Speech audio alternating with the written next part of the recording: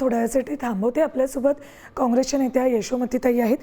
यशोमतीताई, या अशा दुर्घटना घडल्या की पुन्हा एकदा सरकारी रुग्णालयांची परिस्थिती किती बिकट आहे हे समोर येतं.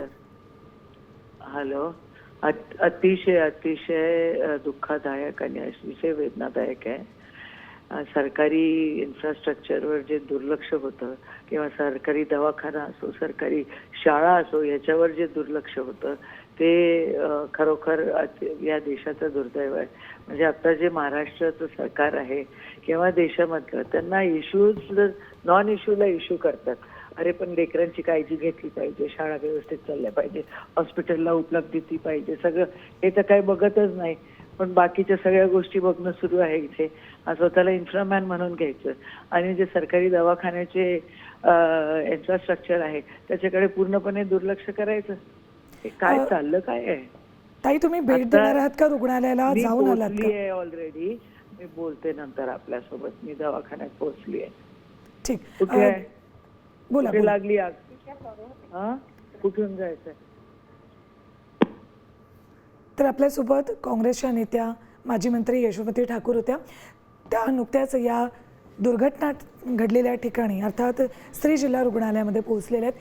कशी ही आग लागली, काय नेमकं घडलं, या उपकरणांची तपासणी वेळोवेळी केली जात होती की नाही, या सगळ्याची त्या माहिती जाणून घेणार आहेत.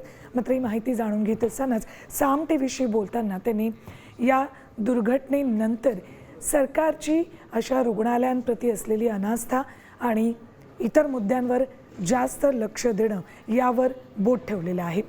जोरदार टीका त्यांनी यावेळेला सरकारवर केलेली आहे. जिल्हा रुग्णालयामध्ये आग लागून 3 नवजात बाळांचा मृत्यू झालेला आहे. अमरावतीतल्या स्त्री जिल्हा रुग्णालयामध्ये ही दुर्घटना घडली. व्हेंटिलेटरचा स्फोट झाला आणि त्या स्फोटानंतर 3 नवजात बाळांचा आग लागून मृत्यू झाला. इतर बालकांवर सध्या इतर रुग्णालयांमध्ये उपचार सुरू आहेत. पहाटे 3:30च्या सुमाराला ही दुर्घटना घडली.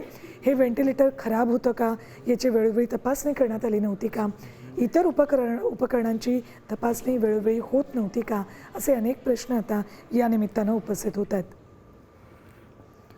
यापूर्वीसुद्धा अशाच पद्धतीनं 2021 साली भंडाऱ्यातल्या स्त्री जिल्हा रुग्णालयामध्ये आग लागली होती. तिथेही 10 नवजात बालकांचा मृत्यू झाला होता. त्यानंतर सर्व रुग्णालयांच्या ऑडिटचा प्रश्न उपस्थित झाला होता. ऑडिट करण्यातही आलं होतं.